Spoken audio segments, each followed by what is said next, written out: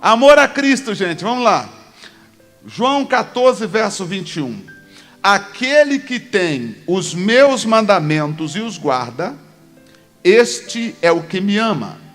E aquele que me ama será amado de meu Pai, e eu o amarei e me manifestarei a ele. Vamos ler juntos. Aquele que tem os meus mandamentos e os guarda, esse é o que me ama. E aquele que me ama será amado de meu Pai, e eu o amarei e me manifestarei a ele. Disse-lhe Judas, não o Iscariotes: Senhor, de onde vens que te has de manifestar a nós e não ao mundo? Boa pergunta, porque eu entendo, a igreja primitiva começou com os discípulos. A igreja começou com Jesus, o nascimento e a morte de Jesus inaugurou a igreja. A morte de Cristo inaugurou a igreja. O início da igreja se deu com os discípulos.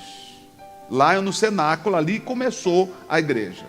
Então, só para você entender um pouquinho da teologia cristã. Então, o início da igreja se deu com Jesus. Lembra que Jesus veio e falou assim, quando Pedro teve aquela revelação, ele disse: te digo que tu és Pedro, e sobre esta pedra, esse fundamento, esse entendimento, eu vou edificar a minha igreja. E as portas do inferno não prevalecerão contra ela. Aí o que acontece? Aí Jesus, dos discípulos, ele escolheu 12 apóstolos.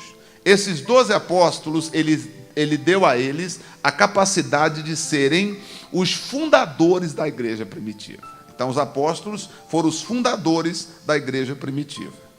Então existem alguns ensinamentos que Jesus não deu para o mundo, que Jesus deu para os apóstolos. E o que nós estamos falando aqui, por exemplo, é um entendimento que Jesus não passou para todo mundo, passou para os apóstolos. Por quê? Porque os apóstolos seriam os fundadores da igreja. A igreja primitiva nasceria a partir dos apóstolos. Estou explicando? Muito bem. Então ele falou que aquele que tem os meus mandamentos e os guarda é esse que me ama, este que me ama. Isso. Aí o versículo 23, Jesus respondeu e disse: se alguém me ama, guardará a minha palavra, e meu Pai o amará, e viremos para ele, e faremos nele morada. Quem não me ama, não guarda a minha palavra. Ora, a palavra que ouviste não é minha, mas do Pai que me enviou. Tenho-vos dito isso estando convosco, para que vocês saibam, são as últimas instruções sobre a igreja, sobre a vida de vocês. Se você volta um pouquinho no capítulo 13, a partir do versículo 31, para você compreender, existem padrões que definem o nosso amor para com Deus. Por exemplo, Jesus falou assim: aquele que tem os meus mandamentos e os guarda. Bom, vamos parar aqui um pouquinho. Quando a gente fala de mandamento, qual a primeira coisa que vem na tua cabeça? Eu sei. A primeira coisa que passa pela tua cabeça são os mandamentos lá da lei de Moisés. Sim ou não? Não amarás o Senhor teu Deus, não matarás, não furtarás, não adulterarás, e etc. São 10 mandamentos. Fala de mandamentos, a gente vai logo nos 10 mandamentos. Só que nós temos que entender que Jesus pega esses 10 mandamentos e os transforma em 2, tá? Jesus os transforma em 2. Não é que os outros 8 não é para se cumprir. É que Jesus simplificou para a gente entender que a gente, amando a Deus de coração, de alma e força, a gente não deseja o que é do outro. A gente não faz mal ao próximo, porque eu amo a Deus primeiramente, né? Então Jesus resumiu para a gente entender. E ele disse então que o segundo mandamento seria semelhante ao primeiro, em você amar o próximo como a você mesmo. Não é esse o segundo mandamento? Amar a Deus é o primeiro, e amar o próximo como a nós mesmos é o segundo mandamento.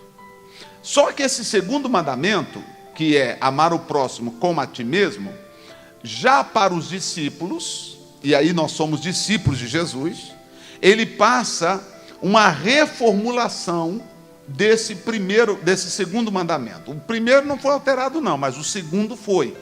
E essa alteração foi dada a quem? Aos discípulos, que seriam os fundadores da igreja. Nós somos descendentes desses discípulos, espiritualmente falando.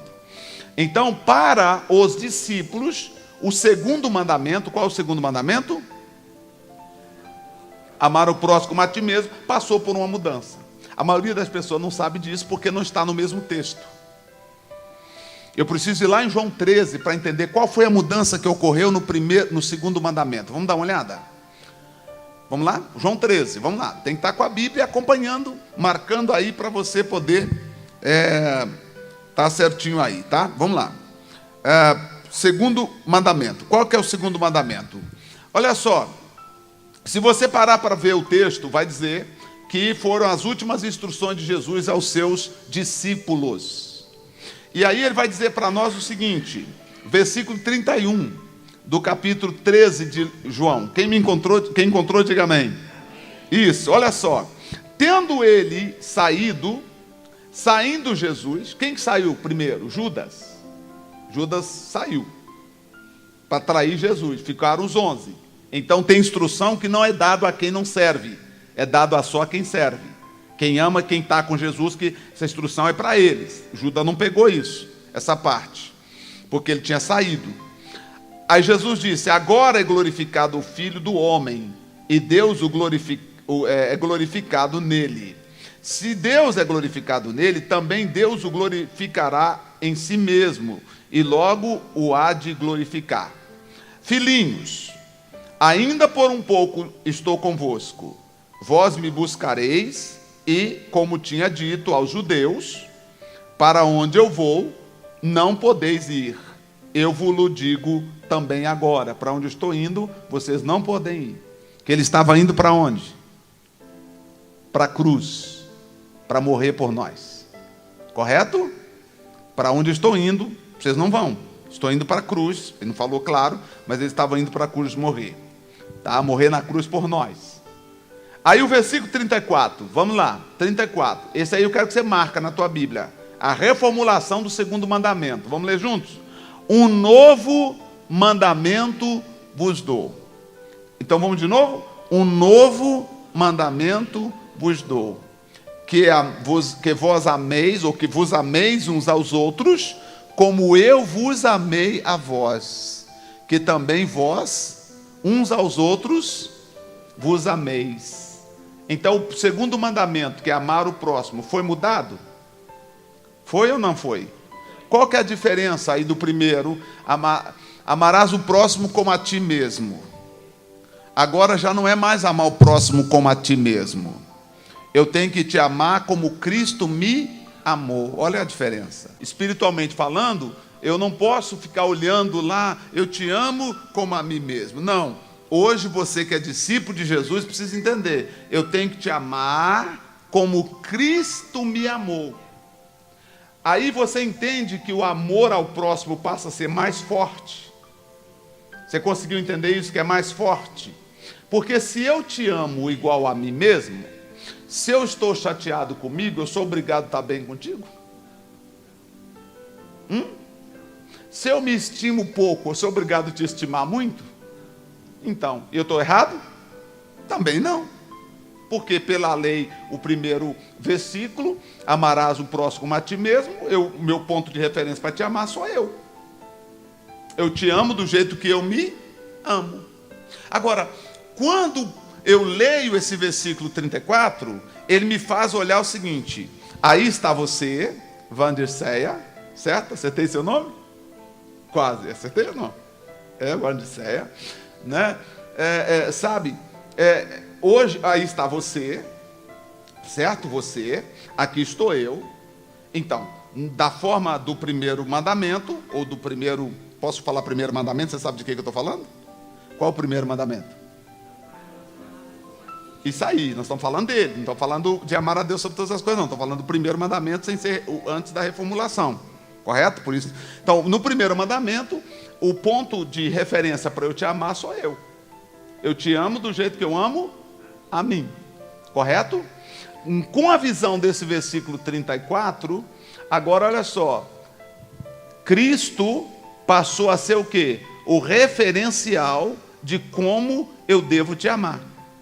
Então, quando eu vejo você, ou nós nos congregamos, correto? Ou convivemos, tá? E que eu preciso te amar, eu olho para mim, para tentar te amar do jeito que eu amo a mim, mas alguém vai falar, ô Zé, Aí eu vou olhar para ele, olha só, eu tenho que amar você do jeito que ele me amor. É por isso que mesmo dentro da igreja, pessoas que estão na igreja há 10 anos, há muita divisão, há muita fofoca, há muita briga, há muito, eu não gosto disso, eu não gosto do fulano, fulano é isso, fulano é aquilo. Por quê? Porque a pessoa não entendeu que hoje o referencial para eu te amar não parte de mim. Quando o assunto é te amar, eu tenho que olhar para Cristo. E Cristo me amou mesmo sem eu merecer. Então esse amor, gente, independe de a pessoa merecer ou não. Só para dar um esclarecimento aqui. Pelo fato de eu ter que te amar como Cristo me amou, não significa que eu tenho que fazer negócio com você, correto? Hello? Oi, gente. Tudo bem? Está me ouvindo? Sim, sim. Tá. Porque eu fico com ciúme se você der mais ouvidos sonos. Não significa que eu tenho que fazer negócio com você. Não significa que eu tenho que te emprestar dinheiro de novo. Correto? Não significa nada disso. Significa que eu não posso ter mágoa, eu não posso ter ressentimento, eu não posso ter ódio contra você. Mas se eu não quiser vender para você, eu não vendo. Correto? Se eu não quiser vender para você, eu não vendo. Você chega e fala, você pode me vender meia dúzia de galinha? Não. As galinhas que eu tenho aí então. Sei lá. Vou comer todas elas.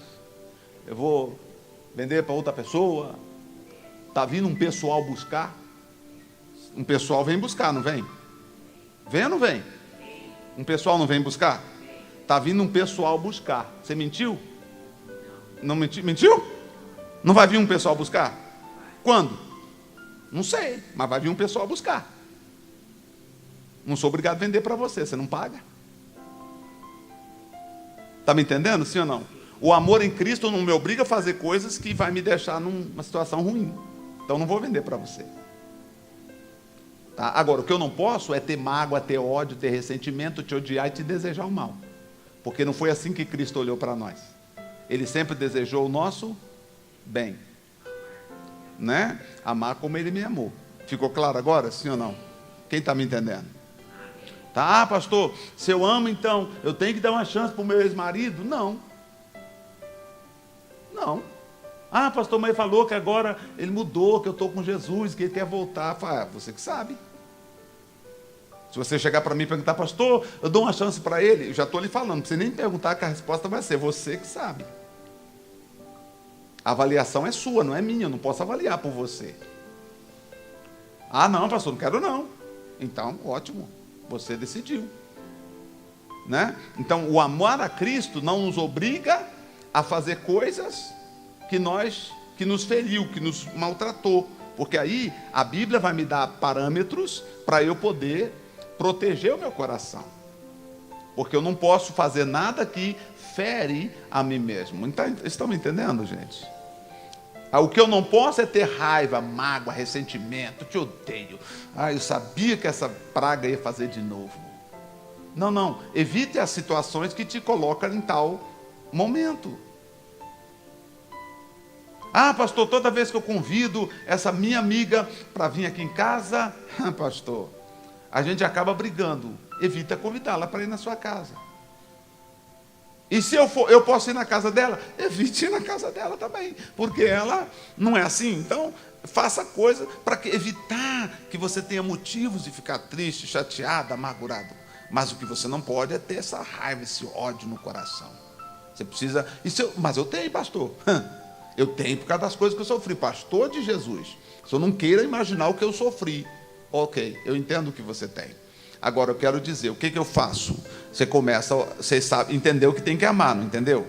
Então você começa a orar, Jesus, tira isso do meu coração. E você começa a abençoar essa pessoa. Você começa a abençoar. Jesus, eu abençoo o Pedro. Abençoo ele, Jesus. Abençoo mesmo. Toda vez que você lembrar do mal que ele te fez, não fala: Jesus, ele me comprou no meu nome e não pagou, tive que pagar, perdi meu... Não repete o que ele fez. Se repetir, você está mexendo na ferida. Tem gente que gosta de ficar repetindo. Não repete. Só fala: Jesus, abençoa o Pedro, abençoa o João, abençoa a Maria. Se alguém perguntar: por que você só vive abençoando o João e a Maria? Fala: não, porque eles precisam da bênção de Deus. Eu não abençoo só ele, não, abençoo você também, você. Para você não ter que mexer na ferida de novo. Que tem vezes, cada vez que você mexe, parece que ela abre mais um pouco, sim ou não? É verdade ou não é? É ou não é verdade? Uma senhora me perguntou, veja a pergunta dela. Geralmente eu nem falo o nome de quem pergunta, para que a pergunta seja útil para todos. Estou explicando, sim ou não? Né? Ela me disse assim, veja como eu coloco, e aí você não precisa ficar: então não vou falar nada com o pastor, que depois ele vai e fala. Não, calma, eu vou falar sem expor quem quer que seja a pessoa. Talvez você possa ter um caso semelhante, ou ter uma dúvida parecida. A senhora me perguntou, pastor, pelo WhatsApp, né, mandou uma mensagem. Ela é lá do norte do Brasil, e falou assim: pastor, há 28 anos eu cometi uma falha. Hoje eu sou de Jesus. Eu tenho que confessar para a pessoa a falha que eu cometi? Naquele tempo eu não era de Jesus, não sabia de nada, não queria saber de nada. Hoje eu sou de Jesus, então eu tenho essa dúvida. Eu devo ir lá nessa pessoa e contar para ela tudo de errado que eu fiz com o marido dela? Aí eu falei: peraí, quanto tempo que aconteceu? Ela falou: 28 anos atrás. Mas você... Não, eu falei: não, você não tem que ir lá, filha. Misericórdia. Porque se você for, você vai criar um problema 28 anos depois. Você está entendendo? Sim ou não? Quem está me entendendo? Gente, me entende, pelo amor de Jesus? Vocês estão me entendendo ou não? Falei: filha, não faça isso. Porque senão você vai criar um problema 28 anos depois. Aí eu citei para ela o que eu já falei aqui, Atos 17:30. O que diz Atos 17:30? Tem que saber de cabeça, vamos lá. Deus não leva em consideração o tempo da nossa ignorância. Que ela queria saber: será que Deus vai me castigar por isso? Se eu não for lá e contar para essa minha amiga ou irmã, não sei, será que Deus vai me castigar por isso? Eu falei: não, porque você agiu no tempo da ignorância há 28 anos. Agora eu falei: você agora, sim, presta atenção que eu vou te falar. Se você for lá contar para sua irmã agora, aí sim você pode estar indo para o inferno, causando um grande problema, porque pode ser que você cause uma revolta tão grande no coração da sua irmã que ela desvie. Ela falou: não, pastor, misericórdia. Você está vendo como as pessoas faltam entendimento? Mas o diabo trabalha botando dúvida. Gente, o passado é passado. Diga comigo: passado. O único que fica cuidando do seu passado, sabe quem? Quem? Que conhece só o teu passado. Não conhece o teu futuro, então por isso que ele fica mexendo no teu passado. Ele não conhece o teu futuro e nem o teu presente. Porque o presente eu estou aqui, mas ele não sabe se eu vou virar para a direita ou para a esquerda. Ele só sabe se eu virei para a esquerda quando eu viro para a direita. Ele não sabe, por isso que ele fica olhando para a gente. Então o diabo é mestre em trabalhar com o nosso passado. Tá? Passado. Tá certo? E com base no nosso passado, ele quer dizer o que nós teremos no futuro. Mas é mentira dele, porque o nosso futuro está nas mãos de Deus. Nosso futuro a Deus pertence. Amém? Quem me entende? Então, se você tinha dúvida sobre o passado, pelo amor de Deus, bota o passado no lugar dele.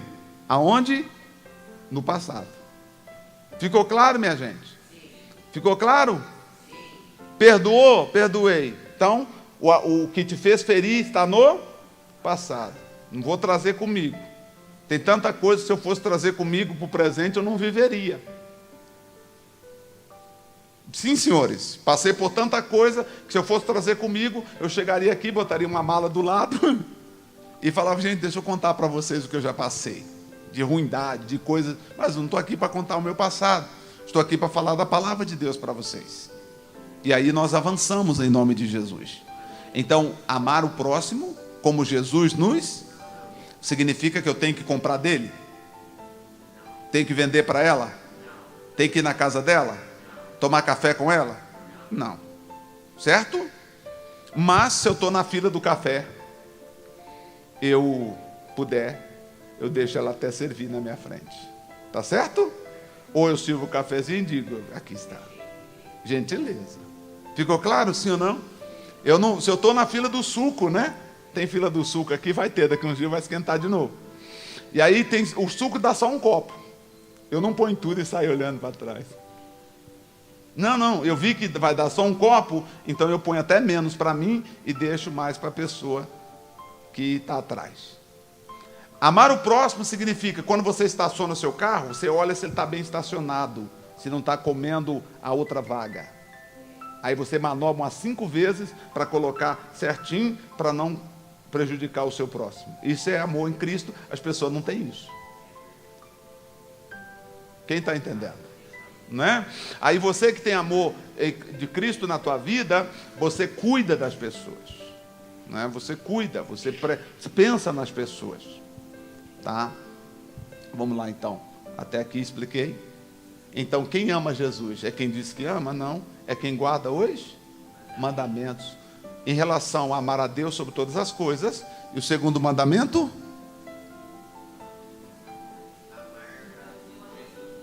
Isso aí, já pegaram, olha aí, já cresceram, amém? Temos que amar como Jesus nos amou, tá? E quando eu amo como Jesus me amou, aí lá na carta de João, eu vou falar a semana que vem, porque existe um texto na carta de João, vamos só abrir lá rapidinho, 1 João 2, lendo 3 versículos só, e aí eu termino, 2 apenas. Vamos lá, 1 João 2. Vamos lá, que aí nós já finalizaremos aqui, tá bom? Vamos entender. Aí a semana que vem eu continuo falando sobre isso, porque tem mais coisa para te mostrar. Vamos ler 1 e 2, vamos? Também, podemos? Isso, vamos lá. Meus filhinhos, estas coisas vos escrevo para que não pequeis. E se alguém pecar, temos um advogado para com o Pai, Jesus Cristo, o justo. Quando eu peco, eu falo com quem? Com quem pode me justificar. Quem que pode me perdoar e me justificar? Jesus. Quando eu peco, eu falo com meu amigo? Não, eu falo com quem? Com Jesus, ele é o justo. Cuidado, porque o homem vai dizer, você tem que falar para as pessoas. O que mais pesa na nossa vida, o passado ou o futuro? Na tua vida, o que mais pesa? O passado ou o futuro? O passado. O passado, sim. Tem hora que você deixa de olhar para o futuro por causa do... Para te amarrar de andar para frente, o que as pessoas fazem? Cuidam do seu? Trabalham em cima do seu? Passado. Por isso que eu estou aqui hoje para dizer a você, esquece o teu passado. Ah, mas um homem parecia de Deus. Pois é, mas o diabo não vai mandar um Satanás para te falar que você tem que ser prisioneiro do teu passado. Ele vai mandar alguém falando em nome de Deus para tentar reviver as memórias do teu passado. E eu falo que o teu passado tem que ser esquecido com base em Atos 17:30. Amém, igreja? Tudo bem até aqui? Olha só então o que ele está falando. Jesus Cristo justo é o nosso advogado. Errei, meu advogado, Jesus, por favor, me ajuda. Ele vai me justificar. Diz o verso 2 que ele é a propiciação pelos nossos pecados. Diga comigo, ele é a propiciação pelos nossos pecados. Não somente pelos nossos, mas também pelos de todos. O mundo inteiro. Ele é a propiciação. Ele se ofereceu a perdoar. Então, glória a Deus. Eu vou cuidar para não errar. Mas se eu errar, eu vou cuidar, né? Para que vou falar com Jesus e ele vai me perdoar. Tudo bem? Sim ou não? Agora, quem leu quando eu pedi para vocês ler João? Quem leu? Nossa, uma meia dúzia. Você viu ali, João depois falou lá no 5, capítulo 5, não vai lá agora que não vai dar tempo. Você viu que lá no capítulo 5 ele falou assim, ó, se você vê teu irmão pecar que é para a morte, não ora. Só ora se for pecado que não é para a morte. Você já viu isso, não? Quem leu sabe do que eu estou falando. O que João quis dizer com isso, meu Deus? Pecado para a morte, tem pecado para a morte. O que é isso? O que é pecado para a morte? Ele quis dizer o seguinte: dependendo do que você fizer, por mais que Deus te perdoe, as consequências do teu ato é inevitável. É isso que ele quis dizer. Não adianta eu orar para as consequências dos seus atos não acontecer. Seria tolice da minha parte pedir para que a consequência dos seus atos não acontecesse. Vou dar um exemplo. Eu pequei, correto? Pegando a bolsa da dona Margarete. Correto? Eu pequei? Ou posso pegar? Posso pegar, gente? Então eu pequei. Correto? Eu pequei pegando a bolsa dela. Para dar uma olhada para ver se tinha uns trocados lá dentro. Né? E tinha. E eu peguei para mim. Devolvi a bolsa, pequei. Pequei ou não pequei? O que João está dizendo? Não adianta eu orar. Eu posso até depois que peguei a bolsa dela falar: oh, Jesus, me perdoa, porque Deus do céu, eu peguei a bolsa da dona Margarete e gastei R$10 do dinheiro dela. Senhor, perdoa, Jesus. Tá, Deus vai até me perdoar. Agora ele está dizendo assim: não adianta você orar. Aí dona Margarete foi lá na delegacia e fez uma queixa-crime lá contra mim.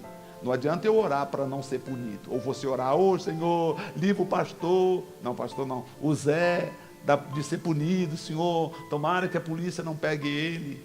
Ele está falando que isso é tolice. Porque o meu pecado gerou uma consequência. É isso que ele está falando. Expliquei agora para vocês o que é pecado para a morte? Não.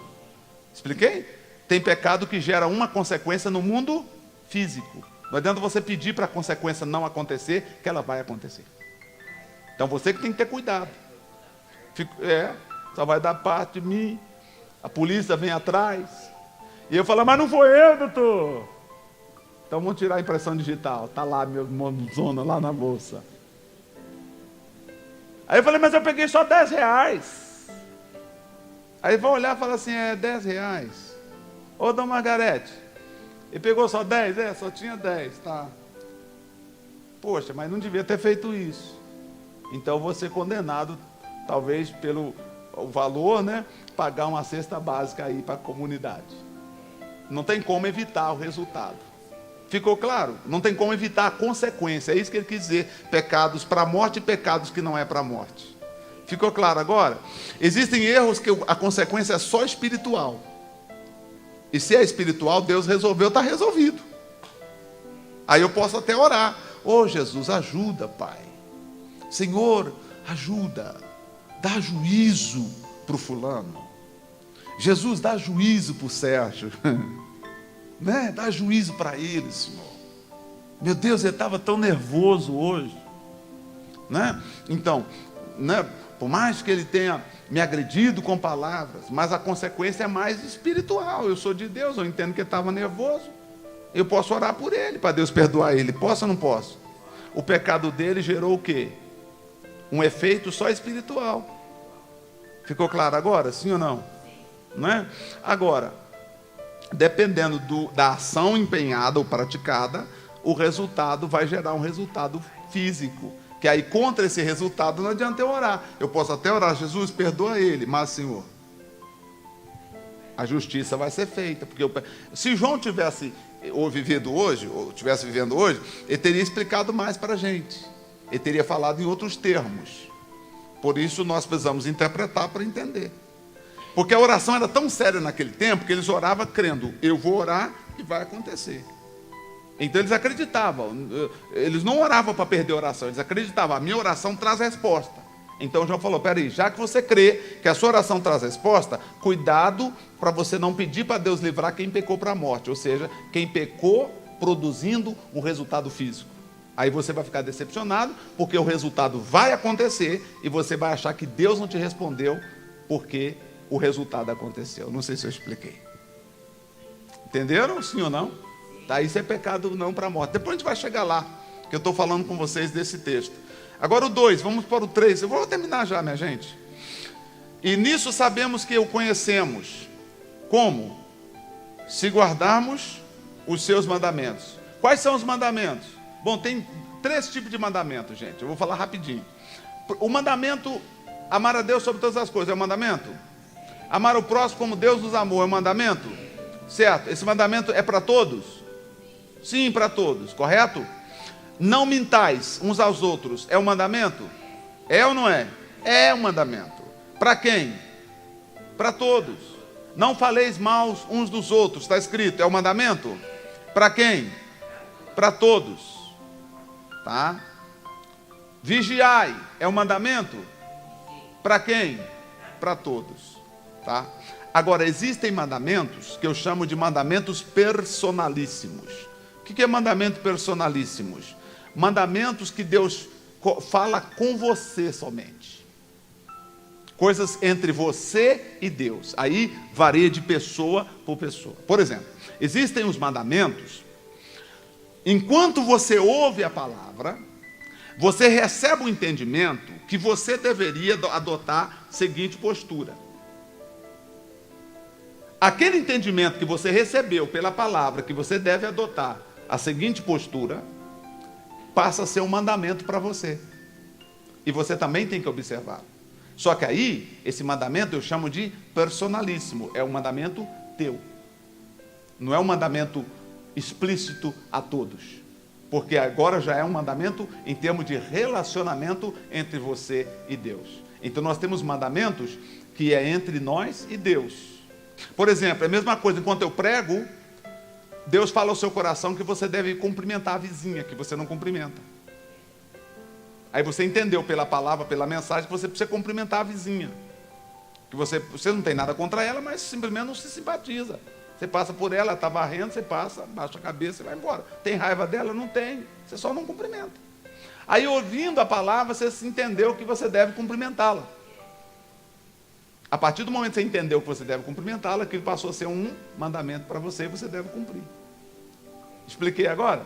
Aí você deve passar por ela e falar, bom dia, tudo bem com a senhora, dona Tereza? Ela vai até assustar, olhar, nunca me cumprimentou, mas tudo bem, bom dia. Né? Hoje está frio, né? É, está frio. Outro dia ela passa, você está lá varrendo o quintal, você passa de novo. Oi, dona Tereza, com esse vento cai muita folha, né? É, nossa, varro aqui todos os dias. É, tchau, bom dia. Você está obedecendo a Deus? Tá. Deus falou contigo? Mas falou comigo também? Não, é um mandamento personalíssimo, falou só com você. É questão de relacionamento entre você e Deus. Ficou claro agora? Quem entendeu? Semana que vem nós vamos continuar nisso aqui, tá? Posso continuar? E aí eu vou te explicar uma coisa. João 14:13 diz, tudo que farei, tudo que pedis em meu nome, para que o Pai seja glorificado no Filho. Então a gente parte do princípio que tudo que eu peço eu tenho que receber, porque Jesus falou. Né? A gente determina isso. Só que eu vou te explicar por que alguns pedem e não recebem. Anote aí a última informação para que nós terminemos. Vou te dar uma frase para você anotar. As respostas aos pedidos de oração, anote, depende do quanto o amamos e guardamos os seus mandamentos. Ok? Então a resposta aos pedidos de oração depende do quanto o amamos e guardamos os seus mandamentos. Semana que vem a gente prossegue falando dessa parte aqui, a partir daqui.